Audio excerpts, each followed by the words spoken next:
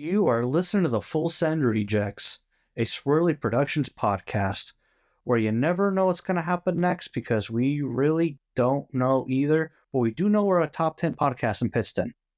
Woo! I'm your host, Kodak.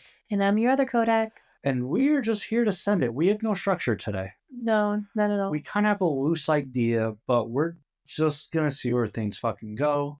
It's been busy. There's been a lot going on. And we have to touch on one thing. So the reason not just this podcast came to a standstill, but every other one did, if you are a listener to Distilled History, you kind of heard it there. We had a passing in the house. We had to put down our beloved dog, Layla. Yeah. So I would like to dedicate this episode to her. I miss my little fluffy fuck. She was the best. Loud, but the best. It's so weird not to hear her bark.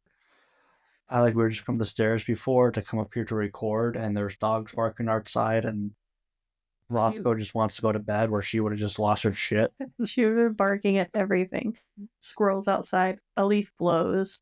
She barks when there's tornadoes in Florida. Yeah, like she barks at anything and everything.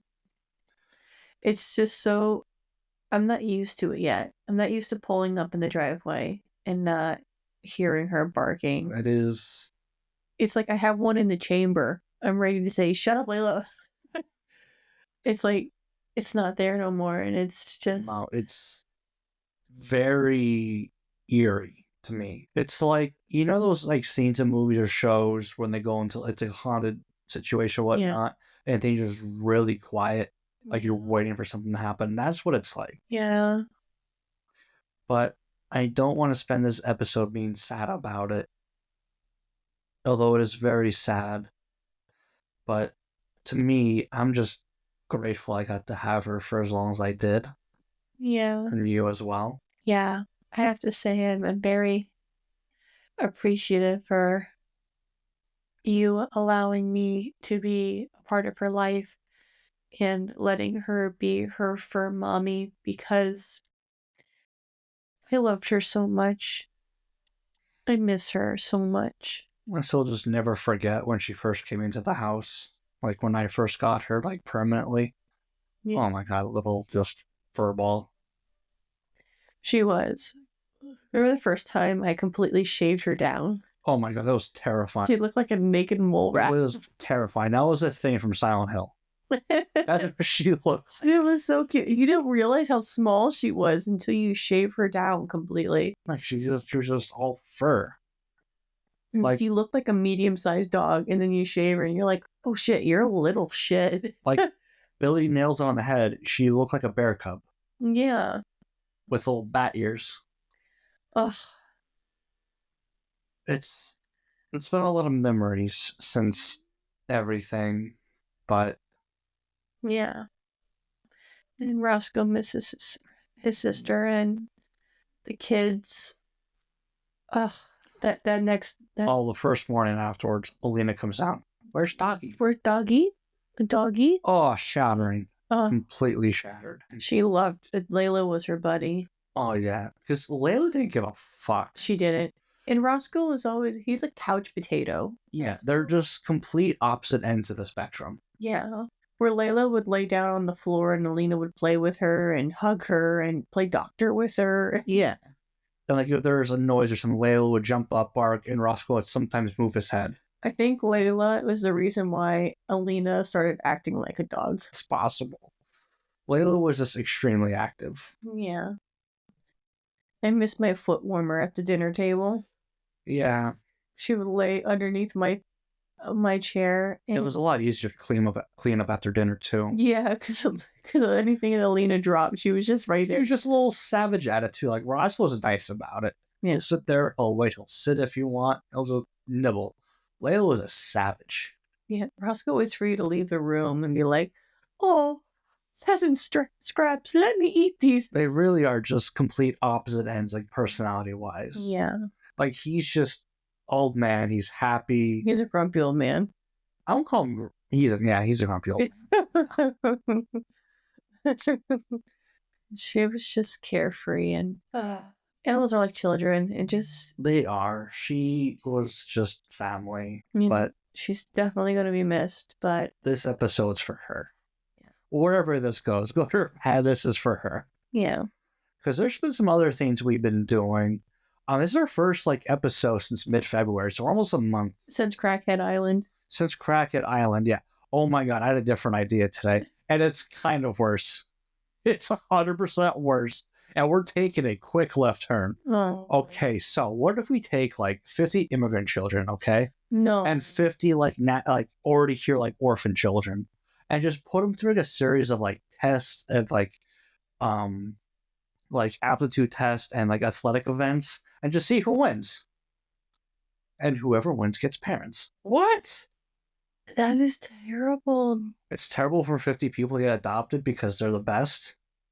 It's terrible to put them in a category to where they got to fight to the death just to be I didn't loved. say fight to the death. I just said, some different athletic competitions like javelin and. Does it come equipped with a U.S. Social Security number? Well, I mean, the orphans do. So you're telling me that the immigrants that are fighting for this love and adoption can still be removed by ICE? If they win, no, they're fine. They're here. So they automatically get a U.S. citizenship. Yes, they'll be adopted by a good family. Do you understand that some of these people are from the jungle? Like you said, immigrants. You just say from where? So some of these people they all get an equal opportunity. They just get a number, and so it's like the draft system for Vietnam. Okay, every orphan gets a number, and and you can have multiple times. You can do twice a year or something. But think about it, you get the best of the best that. So these people, these little kids from Panama who are used to building clay houses and hunting their own fish, and you want to put them in a skills test.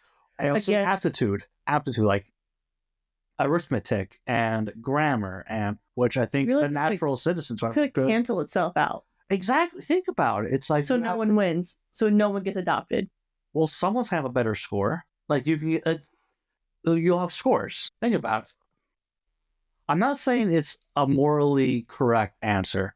I'm just saying we left moral as soon as you said this is worse than what I came up with for Kraken Island. As soon as you said orphans and immigrants, I knew you were just going to go somewhere completely. You're an orphan. I'm a halfie, so it's okay for us to talk about this. Yeah. I went there. No, it's not okay, but we're going to do it anyways because this is a full Sun Rejects. Yeah, I mean, listen, we're here to bring out different ideas. We haven't been canceled yet, so... Think about it. The shit that comes out of the White House is crazier than this, okay? So I think we're okay. Yeah. And I don't know, I'm admitting it, it's a terrible idea, morally corrupt, but think about it. It'd make good television. It would. It would. Like Crackhead Island. It would, yeah. You could just see them do different events and whatnot, and you'll get little fun facts about them. Was child soldier in Somalia? That'd be it. You would root for that kid. Think about it. Now, are the tests in their own native tongue? Oh, to make it fair, yes, you have to do that. Yeah, you're to see who is the best academically and physically, and just see what happens. Is it the same test across the board? Yes, same thing. Because there's different teaching methods and different levels of education in different areas. Will be age appropriate. I'm not going to go teaching. Well, no, it's not going to be world history, your history or whatever. It'll be mostly arithmetic, science, and I don't know what else. We'll just basic cognitive functions. I don't know. We'll see what happens. Like Billy Madison style. Sure, yeah. Well, and after a few seasons, you'll iron out the details. Maybe some special events here and there. Name 50 national or 50 country capitals. See what happens. How many snakes are in the world? I don't know. Different shit. See, something globally where you get to learn a little bit of everything, I think would be more of an equal playing field instead of something that would be most known. If you ask a question who is the 14th president of the United States? Well, they have time to study. It's take the initiative. Like the study guide. Internet's free. Oh, well, the internet's not free, but no, public library free. So yeah, it's a continuing right here. Yeah, so we just had a random stoppage in our thing. I don't know what the fuck happened right there. But we're gonna keep going. See, recording. But yeah, just like after every season, you'll like figure out I don't know, different details, have specials. Okay. Yeah, it's still fucked. I'm sorry. I Oh can't no, it is fucked. I wrap my head around it. completely 100% agree with that.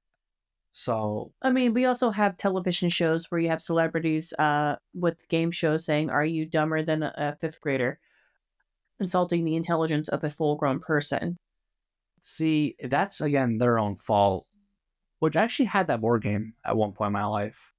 Yeah, but these are like celebrities, people with millions and millions of dollars, and just to find out they are just dumb as a box of rocks. I Yet mean, they're in a higher tax bracket. they had one without celebrities too. I understand that, but now they have one with celebrities. Well, of course they do. It's how game shows go. They have the game show, and if it starts going good, they go for a few seasons, and then they dip a little bit. So how do we get this back going? Celebrities. Yeah, they have to revamp it a little bit. Like I don't like celebrity shows like that. Like I want some good old fashioned just random people from America to see what they can do. I don't know if anybody else, with our listeners and everything, but there's a show that I just saw a glimpse of, and it's been on TV for a little bit now. But I think you would actually enjoy completely. The White Lotus. No, it's called The Floor, and it's a group of people, and they're sitting on a floor. They're sitting on this giant floor, they're standing on this, and their platform is what they specialize in. Like if the U.S., like say if you have U.S. history, and someone touches your square, they get to compete against you in U.S. history, where they might be competitive in. Oh, the one with Rob Lowe. Yes. Where they might know, like, say, Hollywood movies. Okay. Where if they land and they pick you, they have to compete against you, and whoever wins absorbs their square, and then they battle the person that the next square touches. So if you're touching like 3 other squares, and say one is foreign foods, animals, and categories. We have categories of veggies, tools. Yeah, there's a bunch of different slogans. That'd be fun. I think it's a show that we need to look into, because I could just see you wanting to be a contestant on that show, because because they did one in Scranton. Yeah, that's what I'm saying. Like Nicole had showed me the show. I mean, I don't watch TV enough to keep up with any of this. Keep up with any of the new shows. I mean, look at us. We're watching shows that came out 15 years ago. And when we get bored of television, we just watch the same shows over and over again. Because we're boring people and we have other things to do with our lives than to watch new shows. Well, we try to watch a show and then things get distracted, or we get tired, or life happens. Or a game gets played. So I mean, sports is always our new show. Yeah. Kind of been coming back into it a lot more lately. I mean, just saw I finally saw a team of mine win for the first time since November. That makes you feel better. It made me feel great. And then Pittsburgh got Metcalf, and things right now are looking good. We're vibing. We're not excited. We're vibing. There's no expectations when it comes to Pittsburgh sports. No. See, here we're vibing, and the only thing that keeps me just slightly above vibing is Paul Skeens has a new pitch, and it is scary. It is fucking terrifying. Well, we are veering towards the end of spring training, and the season is about to kick off. And it's gonna be an interesting It's gonna be an interesting season, I think. Yes, our baseball season has started off great. Oh, poor Cole. Oh my! I feel so bad. Oh my God. With every sport comes injury, and this kid hasn't even made it to his first game yet. Just practicing. Oh. It was just so. For the listeners, here's what happened. So I took him to the park Saturday. Was it Saturday? Yeah, Saturday. Saturday. Because it was a decent day. Yeah. It was weird because it snowed in the morning, but then by the afternoon it was like Beautiful. 40 degrees. Went to the park and, warming up, we're throwing. It took him a little bit to, get back up to speed. But he was catching good, pop-ups, grounders. But the field was a little messy. I started pitching to him. And this is the irony of it. I was so afraid of hitting him. I was throwing them wide until I got the confidence to throw them like more closer. Mm-hmm. And he was hitting them good. I mean, he was coming, like, they're all ground balls at first because he was coming. I'm like, swing up. And next thing I know, I was afraid I was going to get my head taken off. So I'm like, all right, let me hit some to you. Because, it's different. Ball comes off the bat a lot quicker than it does from an arm. Mm-hmm. And, it's not, you don't exactly know where the ball is going to come off the bat. And I have him standing behind second base, good distance. And then I hit one ball, and it was one of those hits. You hear how good it's going to be. I was making sure they're mostly ground balls. And this was a ground ball too, until it hit something. I don't know if it was just how it hit a little ditch in the dirt or the base, where the base goes, but it shot up and got him right underneath the eye. Kid dropped. I'm like, fuck. Ugh. I ran up to him. He's on the ground. He's holding his face. I'm like, oh shit. He got hit good. And then I see his glasses broken. I'm like, I'm in trouble. I looked at it. I'm like, oh, my first concern was like, okay, I see the cut underneath his eye. He didn't get hit right in the ocular region. Mm-hmm. It was underneath. I'm like, okay, cool. My first thing was like, how deep is this cut? Because if I don't take good stitches, that'd be bad for him. And I looked at him like, okay, the cut's not that deep. But then I started watching his thing swell up, and I'm like, fuck, we gotta go. But like, I'm trying to stay calm so he doesn't freak out. Mm-hmm. And I'm like, okay, let's just go home. We'll gather our stuff. I want to put ice on this. Mm-hmm. And I'm like, so do you want to keep playing, whatnot, like keep playing baseball? And he went, yeah. And then this little shit on the way back, so I'm trying to tell him, like, trying to make him feel a little better. Oh, I got hurt plenty of times playing baseball. There's this one time I missed 2 pop-ups. I hit it right in the fucking teeth. Hurt like shit. Mm-hmm. It was terrible. And he's like, yeah, I mean, you do play softball drunk. Like, all right, cool. That's where I'm like, yeah, I also tore my knee playing softball, but we don't want to talk about that, I guess. You were also drunk. I wasn't drunk for that. Afterwards, yes, because I had to numb the pain somehow. That sucked. Were you like drinking Crown right out of the bottle? I think so. I was like, give me this right now. And then I somehow had like my best hit of the season right after that, which kind of pissed me off because I was like trying to like hobble to first base. Like, fuck. I was like running pretty good, but it hurt every fucking step. But anyway, back to him. And then I'm like, you can go to school. And there's going to be some girls that see this. Like, ooh, Cole, what happened? And you're like, oh, I got hit with a baseball to the face. I'm like, then you're going to lie and say you never went down. Do you know what the nurse at the nurse station told him today? He was in there talking to her because he went there and was complaining about, about how it was hurting. She goes, well, because not that Cole is a frequent flyer in the nurse's station. He's been there a couple times. But we know. He knows a thing or two because he's seen a thing or two. Oh, yeah. Cole knows a nurse's station because he's just a natural klutz. This kid falls, he trips, and there's times he's gone to the nurse's station for the silliest things. However, Cole is an amazing big brother. And I will say this till the end of time. He never stops gushing about Alina. Talks about her all the time. Yeah. So the nurse goes, if you want to sound really cool, she goes, and if you don't want to say your baseball story, She goes, say you were protecting your little sister and you got into a fight and that you should see the other guy.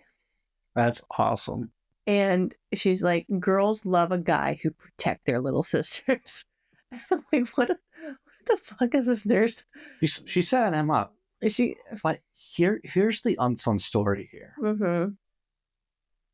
All this shows how fucking tough he is. He really is. He took a baseball to the... You gotta think, a couple of years ago, he fell dancing on a floor And he cried when he saw a glue gun that a doctor was about to do. Yeah. And now he's like, let's keep going. Let's go. My baby is growing. I'm like, fuck. If I got the baseball in the face right now, I'm like, this is fuck this. Where's my bottle? See, I call it a mother's intuition. When Cole said he wanted to go play, I'm like, something told me that he should not go. And remember what I said to him before he left? I said, please be careful, watch your nose. Because not get hit in the nose. I paid for that nose, and it took me a long time to pay it off. Well, that's why I had him like go back further, because I'm like, okay, because this ball is going to come off this bat pretty good. Mm-hmm. So I had him go for, like, he was basically an outfield. Granted, it's a smaller field, but still. Like, I was afraid I was going to have my head taken off, because he hit two straight to me. Good boy. Where I was like, fuck. I told him, I'm like, you guys what this means. Like, what? I'm like, you're hitting this like perfect timing, all of this. You just got to get it underneath it a little bit.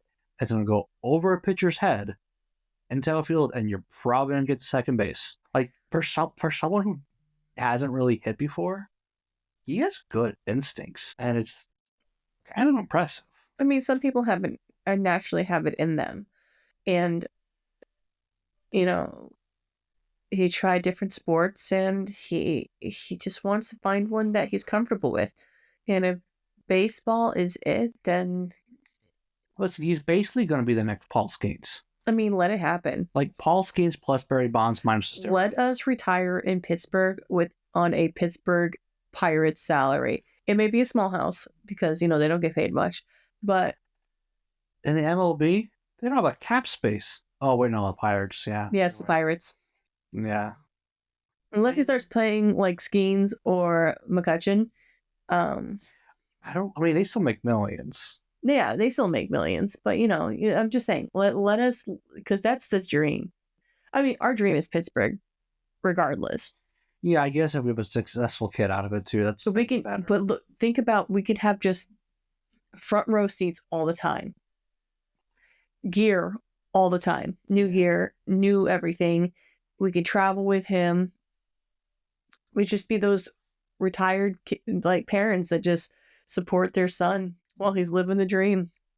He's so happy. Yeah, wouldn't that be awesome? Ugh. Yeah, he needs to get on it. All right, back to drilling him tomorrow. But you know what's funny? You called me. And, normally I would think he's going to call me and say he's on his way. When you called me, and you're like, hey, I'm like, fuck. You didn't even have to say anything. I knew it. It was the tone of your voice, the way you said it.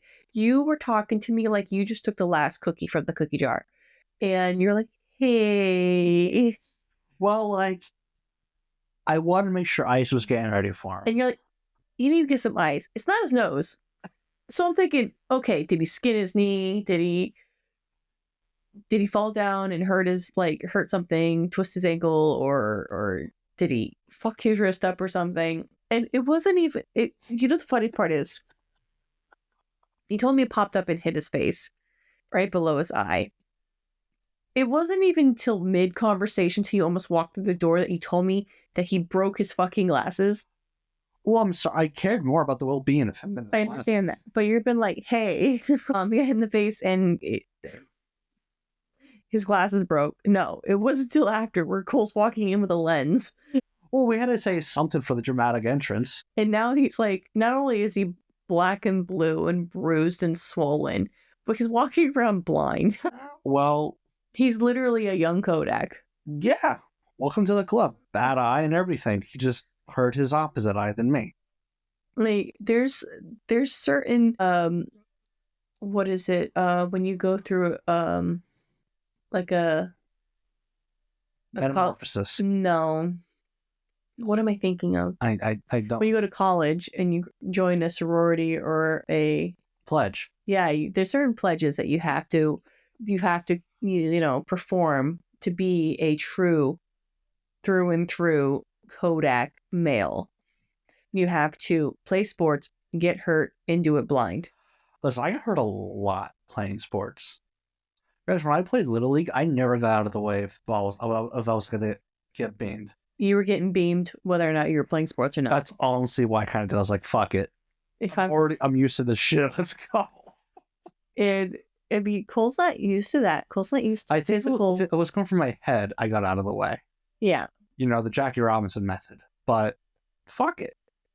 I mean, I am so proud of him because it just didn't steer him away or scare him away. Nah, he was like, let's keep going. I just don't want Thursday when he goes to practice to be like, okay, now I'm scared. Well, there's going to be some fear because, like, now he's going on a 2 team. I still got to message the coach, like, hey, so I broke his face. He's coming. He's still going to be there, but his depth perception might be lacking. Yeah. But he'll still be able to do things. I mean, like, every team, where no matter what sport you play, people get hurt and they still have things they can do. Whether it's, you can still at least exercise a little bit, work out, and still, like, learn what you can. Yeah. I can't wait to be at his games. And I can't wait to pregame for his games. I was just thinking about the remember those jugs they used to have the Minute Maid like fruit juice? I'm thinking about my gallon flask downstairs. No, I was thinking about like those big jugs and then just like put some aside for Alina for her juices and then just fill it up with like a coconut rum and just have like little tropical drink. Yeah. On the sidelines with our parrot juice. No, I just know I honestly I can't wait to see him in his little uniform and he's like he's playing and he finally hits that ball to where it gets knocked out or he runs base or he scores his first run. I can't wait for those little moments to where he's so proud of himself and it shines through and it builds up his confidence. He is working hard for this. He is working so hard for it. And I just honestly want to see him just thrive and just be oozing with that confidence that I know that it's in there somewhere. And you know what? You see it with band. But he loves band. But with band, you're doing it as a group, as a unison. He doesn't have a solo. When he's standing at that plate, he is a solo player. Like this is a moment that's all him. Where in band he's doing it together. And like another thing is when it comes to band, I don't get to see him practice. Yeah. I also don't know music that well. So like I'm lacking to be able to help. This I can. So like I'm seeing his growth and it's just like, you can do this. You got this. You're going to be the person who turns around Pittsburgh in 15 years. Okay? It's so neat to be a parent. It really is, because not is it just about teaching your kids how to be a certain person, but you also get to watch them grow and experience and become their own little miniature version of themselves. And then for a second, you could just see a glimpse of what this kid could be and would be. And we're gonna do it in 10 years. We're gonna look at Alina and be like, wow. She is no longer a munchkin. She is. Even Alina now, she's her own person. She is her personality. She is insane, depending on what day of the week it is. No, but she's already so good with animals. She absolutely loves animals, and if that's just a glimpse of what we can see. You said there's gonna be no more pets in this house, and she's gonna just change that. Yeah, she's gonna be like, "Hey, like you're worried about me finding a little bastard somewhere and just bringing it home." She's obsessed with the work rats. Stuart and Little. She's obsessed with them. She feeds them all the time. The one rat is so fat because she just feeds it. There's a significant difference between the two. Oh, we'll have to get a rat and call it Ratatouille. As long as you clean the cage, I don't care. See, I remember at one point, How old was I? I don't know. I know it was in high school. We had, I think, hamsters, and it was just annoying. The cage, the bedding is just annoying. Yeah, I don't think I want, like, I think they're very neat animals. And if I had more time dedicated, I could dedicate to it maybe. But if I want something else, I want to go the reptile route. Reptiles are pain in the asses too, because you have to hand feed them. It's bonding. I have to hand feed Alina half the time when we eat dinner. Okay, but that's not bonding, that's parroting. We bond. We do. Alina sometimes she's so strong and independent, but other times she's like me. No, she's strong and independent when she wants a snack. No, when she eats her food, like today for lunch, I literally watched her eat a whole entire serving of mac and cheese and mozzarella sticks. That girl has a cheese issue. She's a cheeseaholic. She's a cheesehead. I don't understand how she can eat as much cheese as she does.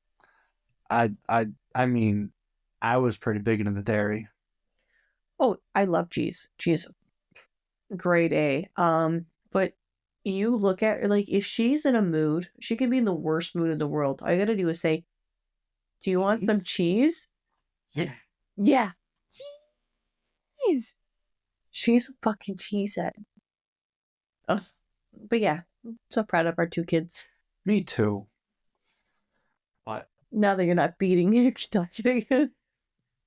oh my god. You're like, oh shit, I'm in trouble. So the broken glass is like, fuck, I goofed. Yeah, we'll see how bad I am at you come Thursday when we have this appointment. When I'm motherfucking you the whole entire way through checkout. Okay. Well, before we find out how bad of a parent I am, I know you want to talk about Wicked. Yes. I have been excited to watch it. I grew up much like, Cole. I grew up with the choir, the band, Nerd alert. and the drama kids, and I've always had an Drama. appreciation for Wicked. I've always loved it in a sense to where it was just like this beautiful story of good and evil, and it was so good. See, I thought Wicked came out like 10 years ago on Broadway. It's been around for a long time. Really? Yeah. Like they were doing Wicked plays when I was in high school. And we all know that's a long time ago. That was damn near 20 years ago. Don't say that. Oh, it's so sad. This is Wicked, the untold story of the Witches of Oz, or simply Wicked, was... Oh, okay, now I guess. So there was the novel in 1995, which was in turn based on the 1900 novel, The Wonderful Wizard of Oz. So the actual story came from 1995. Wicked, The Life and Times of the Wicked Witch of the West. Yeah, 1995 that's 30 years ago. Yeah, thanks again for reminding me. I'm turning 30 this year. You don't have to keep going. Look at me, I'm young.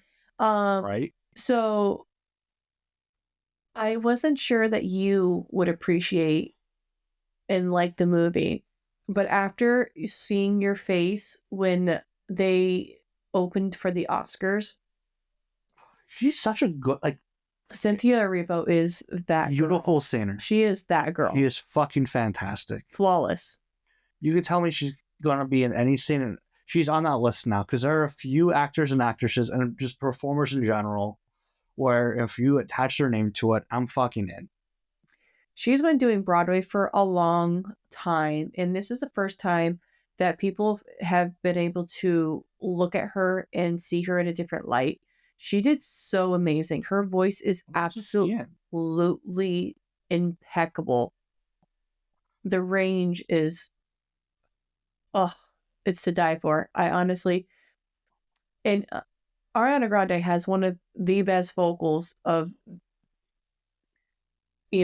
this time period. Like we had Christina Aguilera, we had Mariah Carey, and then you think of Ariana Grande. I don't. A lot of people do. You just have a natural hatred for Ariana Grande. It's not natural hatred. It's just like I dispute her personality. Like I think, but she has amazing vocals. yeah, I guess. She's one of a few artists that can actually do a whistle note. But Cynthia Erivo is, I honestly prefer her vocals over Ariana's. Apparently, Cynthia Erivo is also one of the few people to be nominated for an EGOT, an Emmy, A Grammy, Oscar, and a Tony. winning everything but an Oscar. Yep. Same thing with Lady Gaga's in that category too. Someone just did that recently. Who the fuck was it? Oh my god. I can see John Legend, I think, just did that a couple years ago. Mm-hmm. Where he was the most recent one. Doesn't Elton John have that too? Yeah, Elton John has that. Oh, one of the best to ever do it.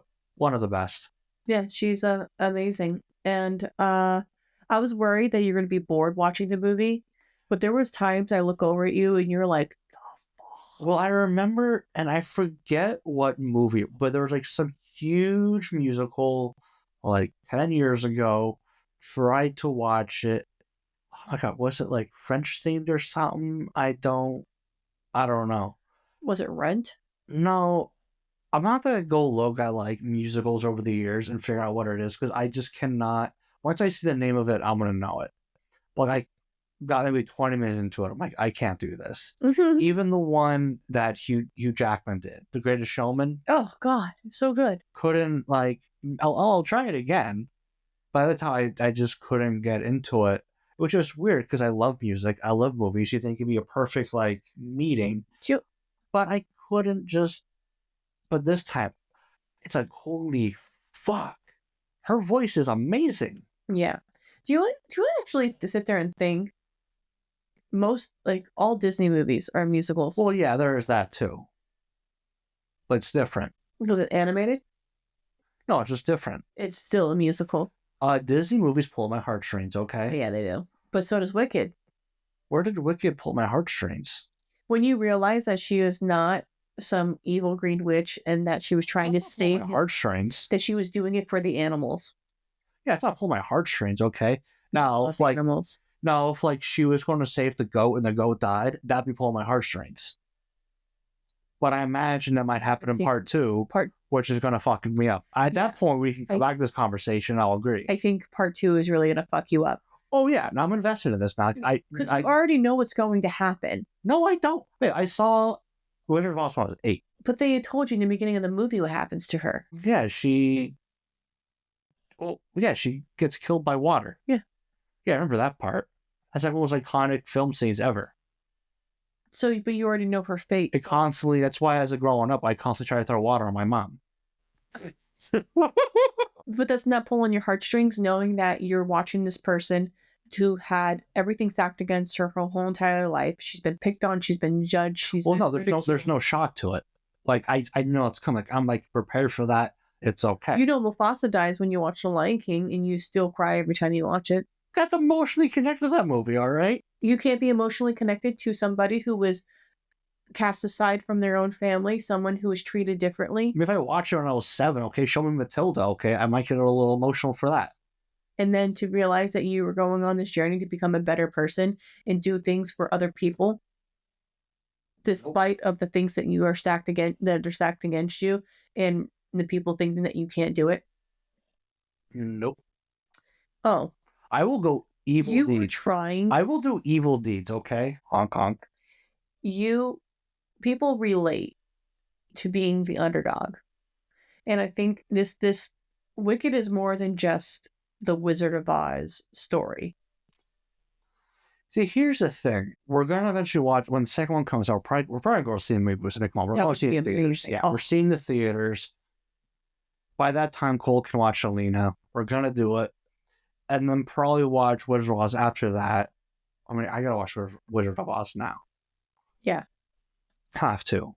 But I already know the fucking goat's going to die probably in the second one, or something fuck's going to happen. And that's going to pull my heart. I get way too emotionally invested in movies. Well, you got to think, in Wicked, the one we just watched. So you saw her cast a spell for the monkeys and it turned them into flying monkeys. Yeah. But you know, in The Wizard of Oz, that the flying monkeys pledge their allegiance to her, to Elphaba. Spoilers. You already know that. That movie's fucking almost 100 years old. No, but you know that. you know that there's something. So there's going to be certain dots that are going to be connected. Yeah, because she's probably gonna like lead the animal revolution or whatnot. If you really want It's to know gonna what be Animal happened, Farm. we It's gonna be Animal Farm. we can buy the books. I'll just go read Animal Farm. I'm struggling with the same thing. Yeah. But with witches and munchkins. Yeah, instead of pigs leading the world, it's gonna be fucking witches and whatnot. Although I did appreciate seeing Jeff Goldblum. Yeah. He is one of those actors on that list of if he's attached to a project, I will watch. Jurassic Park, Alien, two of my favorite movies ever. Not Alien, Independence Day. He was in a lot of movies. Almost messed that up. Yeah, he's in a lot. I mean, he's in Thor Ragnarok? Ragnarok. Yeah. Just anything he's in, like I'm just enthralled to see what he does. Because he just comes with the same personality every time. Like I know what I'm getting with him. Yeah. But he just has these quirky remarks that just does something. Yeah. Like he could not lead a movie, but he adds so much to it. He's a good supported character. Yeah. He's like the yin and yang to Denzel Washington. Denzel can carry a movie, but he cannot be there as a support function. Maybe Gladiator 2 will change my mind, but okay. He's a good psychic. Well, that's another thing we've been doing. We're watching these it's an award season. Yeah. Yeah. And it's so funny because I've never watched all the award seasons ever. Like mine was more so the Grammys because it's music. And then maybe, back in the day, it was like People's Choice Awards that you would watch with the slime and everything because you were a kid. Yeah, the Kids' Choice Awards. Those are fucking awesome. And, but this was the first year, that was the first time we've watched all of them. Right? I think so. The major ones anyway. Yes. And it was a joke at first because I just loved watching you judge rich people's outfits. Well, I think it started because it was just on one day and I just got so judgmental. So judgmental so quick. We weren't even planning to watch it. It was just on. And you're like, oh, look at this, like, wait. You were just like, oh, what is she wearing? Yeah. And then you became Joan Rivers in 5 seconds. Give me some wine and an award show and I will be a bitch. And then we got invested in it and it became a little thing that we do. Yeah. And now we're going to watch all these movies. And it's fun because there's movies there are shows and movies that are nominated we know nothing about. Like the ones we knew about, we were so excited and we were voting for them. Wild Robot. Best fucking movie of the year. Penguin and like all these movies that we watch. But then like last year when we started, like there was all these shows that were winning and we're like, what the fuck are these movies? And what are these shows? And we started watching them. Yeah, they're good. Well, I mean, they won, so yeah. Yeah. And then we watched them, we're like, wow. So like going into it last year, the only movie that was nominated for half of these awards was Oppenheimer. It was the only one we saw. So we automatically were like, yeah. Oppenheimer needs to win. And then we started watching all the other shows that were winning, and we're like, wow, these are good. Yeah, it's a good... Well, if you need like a show or something to like go watch or a movie, just look at the Oscars nomination. They're pretty solid. Oh yeah, there's a couple of them that we looked at the trailers and we're like, oh shit, we need to watch these. Yeah, we're probably gonna like this one of the weekly thing, just like pick one, like the next one, and just watch it. Yeah, like A Real Pain. I want to see. Emilia Perez looked interesting. The Substance. The Substance looked good. And obviously we need to watch Shogun, even though it's not even in English, but. Well, like, I remember when it came out, everywhere I heard, it was fucking phenomenal. Yeah. We watch shows with subtitles anyway, let's be real. What was the other show? Oh, what was the other movie? Anora. They won all those awards. Should we watch Shogun now since we just finished the first season of Gotham? Because it's only like 8 episodes. Could probably squeeze it in one day. We'll figure it out. Yeah. I'm just here to judge how people dress. Because what's her name? Anora and whatever her name was? Mm-hmm. Her dress was fucking baller. There's a couple good dresses, but there was a couple of dresses that were just not. Yeah, some I don't get. Some of the men's tuxes, you were just. I was learning. I get a little picky on tuxes. I would love to see how you would walk into a tux or a tailor, and I would love to see how you would put together your own fashion piece. Oh. Because the way you were judging some of these men and what they wore. Depends what I'm getting ready for. Then again, for the sister wives, their wedding coming up, you want to wear I'm wearing whatever they tell me to wear. this purple, bright purple suit. That's what they want me to wear, so I'm going to wear it. But you will do it with confidence. You're not gonna be like, oh, I don't want to wear this, but I'm gonna do it because that's what they want. You are like, yeah, let's go find the brightest suit that you want me to wear. Whatever one you want, I will put it on. Yeah. If they want you to wear the rainbow flag, you would wear it. Yeah, fuck it, let's go. I'll do my little fucking rainbow swim trunks underneath. Toot toot. Listen, I'll go when you guys try dresses out, and I'll be a bitch there too. Do a spin down. Nope, not good. Try again. You're a very confident man. I just don't care. You care enough to judge. Yeah, I care about. Yeah, fuck them. I love how this is the pettiness of it.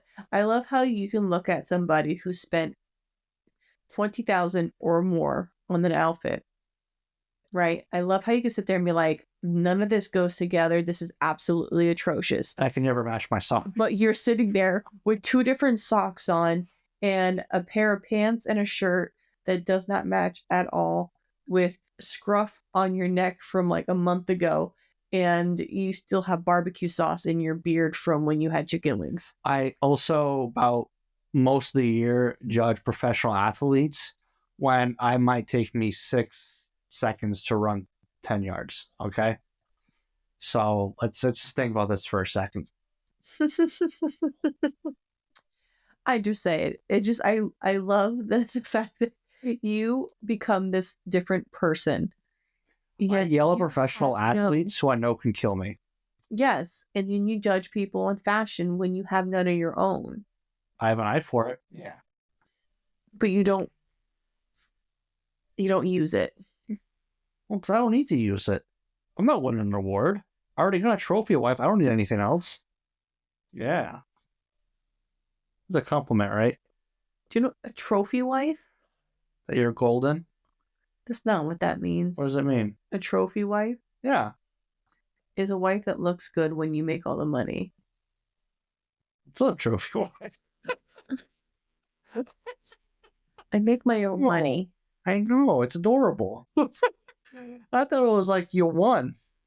No. You know, like, did you trophy up? You won. Like Ricky Bobby. He's like, oh, my trophy wife. She spends all the money. Plastic surgery and looks good. And she was a bitch. Oh, I get it now. Love you. You ain't no trophy wife. You're a trophy, though. Yeah. You're a prize. Prize that I won. You didn't win me. Oh, jerk my pinky. Earned me. Yeah. Worked hard for this. Rags to riches. First point, I was a trophy wife. Yeah, we kind of did switch roles a little bit. It's okay. We evened ourselves out. Yeah.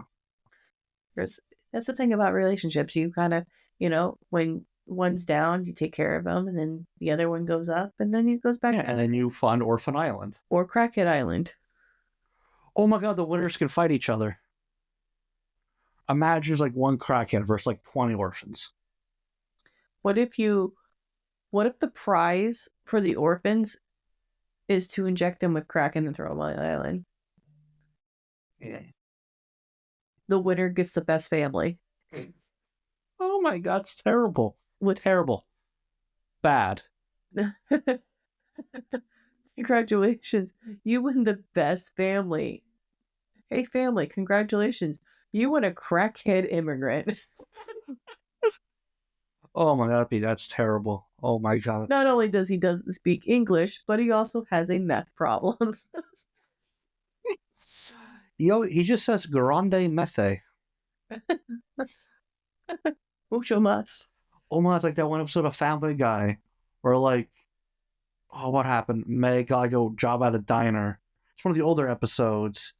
And she brings Stewie, but she acts like he's addicted to crack, so she gets bigger tips. And they get adopted out, and it's just a family with a bunch of like immigrant children. And he's like, I want pancakes. And they're like, oh, that must be street for crack. Oh my god, that show was so random. Yeah, it was. Oh, what else is there? I don't know, I think we, Maybe tomorrow I go see Dropkick Murphys. yep. Oh my god. You're gonna be a problem tomorrow. I'll be a fucking menace. And I get a tattoo on Saturday. Yeah, tattoo on Saturday. Regular podcast. Let's see here. I released an episode today. You're working on yours. Mm-hmm. Billy is TBD. Actually, we might try a remote recording with him again because schedules are busy. Mm-hmm. But yeah, coming spring, which I realized today why I'm so goddamn tired because we just run forward. Yeah. Like, I'm trying to get sleepy now. Yeah. Maybe start choking tomorrow. Yeah. Which made sense like halfway through today. I'm like, because someone said, I'm like, oh, that makes sense when I was awake at 2 o'clock. Yep. Because I used to wake up at 3 something. Oh my god, I think I get rid of this. Yeah. It fucks with you so bad.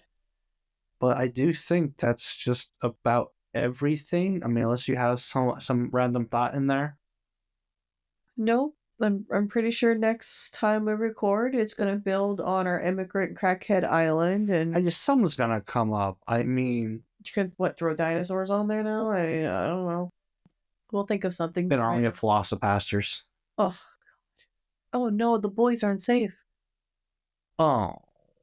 Well, they're dinosaurs too. No one's. That's where they hide their crack. I love that movie so much. The fact that in Philosophers, the budget was so low that when there was a scene that a car exploded, it was just a picture of a car with a brackets that said special effects, car exploding.